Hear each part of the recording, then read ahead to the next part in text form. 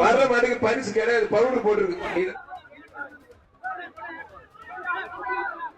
அப்படியே ஸ்டேஷன் கொண்டு வா. பச்சை கலர் சட்டை அப்படியே ஸ்டேஷன் கொண்டு போற.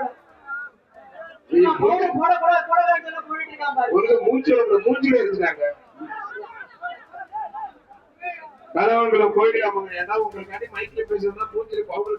தற்போதைய அண்மை செய்தியாக பார்த்து வருகிறோம். மதுரை அவனியாபுரத்தில் ஜல்லிக்கட்டு போட்டி விறுவிறுப்பாக நடைபெற்று வரும் நிலையில் காளைகள் மீது பவுடர் பூசினால் பரிசு கிடையாது என்ற அறிவிப்பு வெளியாகி இருக்கிறது.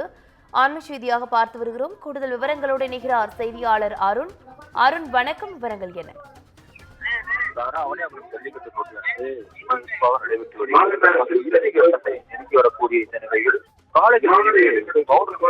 மஞ்சள் பொடி ஆகியவற்றை பூசி வரக்கூடாது, கலர் பொடிகளை பூசி வரக்கூடாது என தொடர்ச்சியாக வர்ணனையாளரும் மாவட்ட நிர்வாகத்தின் சார்பில் தொடர்ச்சியாக அறிவுறுத்தி வந்தாலும் அதே மாநிலத்தில் தொடர்ச்சியாக மாநில உரிமையாளர்கள் ஜல்லிக்கட்டு காளைகள் மாடி வந்திருக்கக்கூடிய காளைகள் மீது இந்த வண்ண கலர் பொடிகள் அதே போல வெள்ளை பவுடர் உள்ளிட்டவை தொடர்ச்சியாக பூசி வருகிறார்கள். இதனால் தொடர்ச்சியாக அறிவுறுத்தி வந்தாலும் மாடுபிடி வீரர்களுக்கும் அதே போல சுற்றிக்கக்கூடிய பார்வையாளர்களுக்கும் அந்த உடல் உபாதை மற்றும் மூச்சு திணறல் ஏற்படுவதாகவும் தொடர்ச்சியாக கூறி வந்தனர். இருப்பினும் மாட்டினுடைய உரிமையாளர்கள் அதை கடைபிடித்து வந்த நிலையில் உடனடியாக மாவட்ட ஆட்சியர் இது வளர்ப்பொடிகள் மற்றும் பூச்சி வரக்கூடிய காளைகள் வெற்றி பெற்றாலும் காளைகளுக்கு பரிசு கிடையாது என்றும் மாவட்ட ஆட்சியர் திடீரென அறிவிப்பு வெளியிட்டிருந்தார். இதே போன்று அடுத்த ஆண்டிலும் அந்த காளைகளுடைய அனுமதியானது அளிக்கப்பட மாட்டாது என்றும் உடனடியாக ஜல்லிக்கட்டு மேடையிலேயே மாவட்ட ஆட்சியர் அதிகாரப்பூர்வமாக தெரிவித்திருக்கிறார். மேலும் விடக்கூடிய காளைகளுக்கு பவுடர் போடுகிறது என மாவட்ட ஆட்சியர் தொடர்ச்சியாக வலியுறுத்தி வந்த நிலையில் கடந்த எட்டாவது